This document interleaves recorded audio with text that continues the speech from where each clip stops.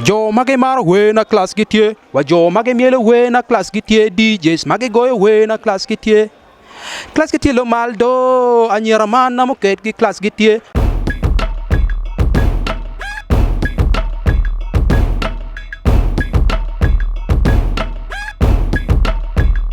Batika mete furi kijobo mela kwet so ata mani kong ba win kila we achel madiet igulu seta kan mangene kinying ni Zetive so la diet tinini Atie mabe la diet itika nan mamwena ba bo foilo ba yeah Zetive wano winyu lok money lok pa numa awati chi wanyang ni wunlu we megulu seta kan mukene pa wachi yen ba era mukene chun gi beti yomo twal ken make yugo yopa nyar mar beru bachitie so amer ko win matot ti bori kan ya da agane kai wachi idan pe yom ati ken jone an be gera gi nominating an kan nomination kan nyat ye gere at least gine bane ikarjale among the dance artists of the year ato latien ka nyala pe ke chak pe dong ni di chak mi dong dek direct kong chak ke chak. So now la we man wa pe ba no nge ne chak ka breakthrough artist of the year new artist kon we ne mo ma nge be no para ato jo ma ba na ini nge ati ni we gi o wa o lu me gi ni gi pa de on mi lu ngo gi pe o mi ro kar ge ken da no wa o lu ba ne chuak mo ne ma da no be ka mi ne wa we go be ko ne o mini ola word mo bana but ya da gere je magulu wa nyir were gena gulu don gena gulu gere o pongi kongola kan ke tera wa tera kan ngo ke ko me tawne don tika chwer chundan tutal kom pen lok mo ni chani ya mo wa ko jimne tika word me don ata pen lok ana ni sini ke tie magi to ma platform mago developing jo hacking do tai no ni ngat mo ma nyie bana wala nyale peno de we ni ngat ti nying el ni ino na ati leading category money mano me achel pange ada ne kono hacking nyoko but anna no ni indeed they don't deserve kime rio luwe mo tie ma ininge no ti gutiu matek party lock ni pian kana to twale ero ti jo kana ben ma nge ni kari ni ngom er nyingo betie la bole ka ne ano juma wege olu bera kok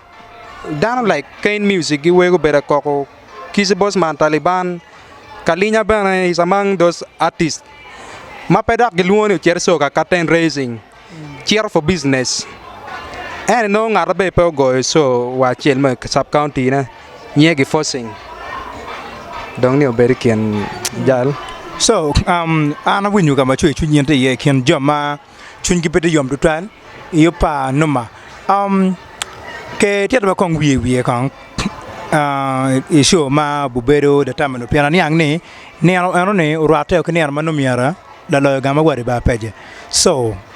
it now ni ginenti fa tutal ka che pul kara nano ka you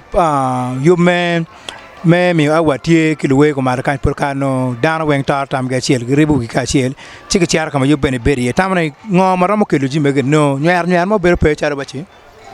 kapok o ber maromo no gen ane petime bar ka nan pok pe wor marom ebi ber penchi tamo dong ni ka dano pe twer yo mchwinyi o mera yo mchwinyi ke keni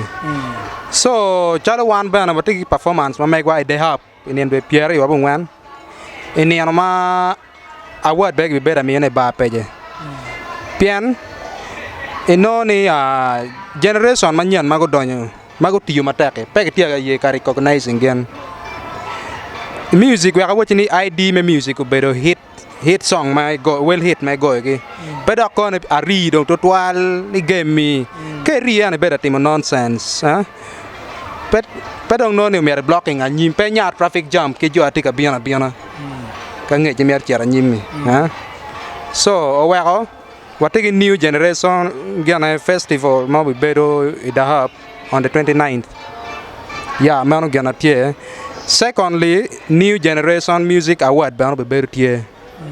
man award pa generations madong manyan ero gitika gipe ka recognizing gane manu gana tie okay kong be itiara wi kong ka che ni mi tam ki lo yup menuma award ka chel ki luwori ngome ram wache gi madir to twal body me achel is not a crime to invest money piano ni it's a business but ka do music ma pe attack o mergenan talent chane bana pe attack pian talent an ka making good use of it chane bo biono madir karo ano pedong ngar mo ni wila word ka dong itwalo chero representing komalo be wa igana bot lu rock gibicha chuli wachi actually gar wearing kid wear ta kid enene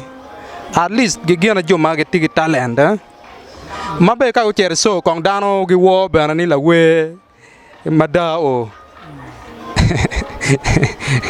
so mer tamma mi anani good luck style gi now good laying platform mati accommodating jomati biono manyan bana chidong tampa in bot the way ko luwori ba chigeningo tamatie mer ni music peber chalo tit pagamente ma ke timo weri o kiloremi kerui kamo cheka ti matek pe ke tami ya wati kerong waniang kongola matie ti matek mere yele me gana nane extending brand wa yelu name extending brand pa chule o chet champion kenan area of operation wa is very small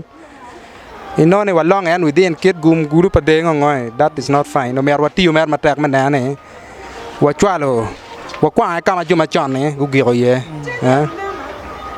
mer gana tie kedong dano mer jing twinge mer jami mabejo loy ma kar ngechi obi mede ke biono mano gen maro mati masuaring fans pala we ma kan mati wa kenyo gen mati me ene mer just hotel irwa o ka wange ka chunwa ka word pek be bera me no we sala word ourselves pian it's just the matter of twalo chana ke wilu bao ne ke payo no we war mo kenyo gibiono ge anding over en kera ke timu ku jani pian ka chane chulu ko chilia di kul me wilu chane so if they are not recognizing our hard work we shall award ourselves la marano okay ana foi matak bunyu kibodi kong be tiata wi dok nan pa yen wati ma manyan duma chel furi ya tima be ena mwaka ma olo giwachi ngo ofuk mala cho ginene machko ena mwaka mabe magiana olo genaro wachi aini jamine pe be beru yot an we me komalo obikok lo kera chanti ti me pian luwe ma pol gitika yupe anate maro development ma gitika na into the system wa ini ko me bani winya ni kombeti we actually to street lo we la pe kera chani and at least one luwe mer wa yele work value wa restoring value marwen ki iwe pa wan luteno gang pian komberi luwe chuli gitiu ke gi mer chalo curtain raisers me curtain raising luwe ma ai kampala pegi romo hosting source ma megi kangi itown chipong but wa mere wa deleting wa uninstalling mentality ani kom lock ano yeah so la nan tv eni nyegel one is Zetive Afridancehall Mafia so we both will and don't tell for the dead ba let me dance music industry so what take biano to ale mina ne kumala mi Uganda o kamo let me muziki ko type mo ne magi penyo we pa dak radio ni wando bu chaka lor ne ko man ko amere bana fo en won jome Lakwed TV pinano ni we exposing kit chan ma watie kakariye pian ka pe exposing bolwak pe bin yang pe ma wa ti kar ge ye gamo no getting when wala ping but ka inan gimin wa kar me exposing jame ani ange le wit pe parte ki so amera fo un mer da mete ke timu kit jame ne kar wen pe relaxing I yet pe wan for my tag so What when you ban away any money can you take a long campaign for Carmen and D can out of where Joram can ping away. Yeah, Kiwani class get here. Iramokong go a capella we con bought NUMA TV, Kidong fans when big magati work on Kong. You have to express your feeling. Okay, where yeah, Petty Gopa, and I my latest audio and video na karni ang mamanok. Jo mage mar we na class gitie, wa jo mage miele we na class gitie DJs mage go we na class gitie. Class gitie lo maldo anyera man na mo ket ki class gitie. Atuj magua jal chalo mix da don amako kin ping style rap flow machon la paka chama minga yege chulo ki kwon am la ten kwan mariek wang maru gon timater cham ken pien kan in the town kilo we rap mage queer sound.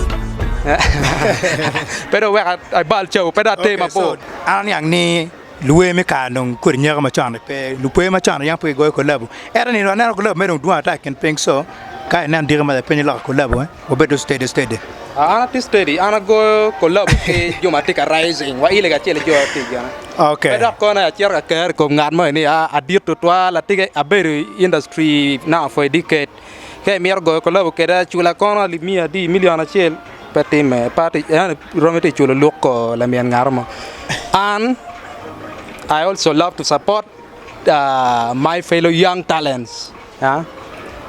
Look at my no. Yeah, so Anna for my tag, Luani Sam 17, upcoming artist, Gulu City. Yeah, Fura Chow, Jimmy Chok, out of Mod Banner. Even Anna were ill, so Anna Mar Buad Madaba.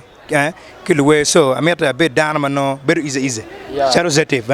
So, Acholi, pick a man in Uganda, Piwan Wang, Anna for my tag.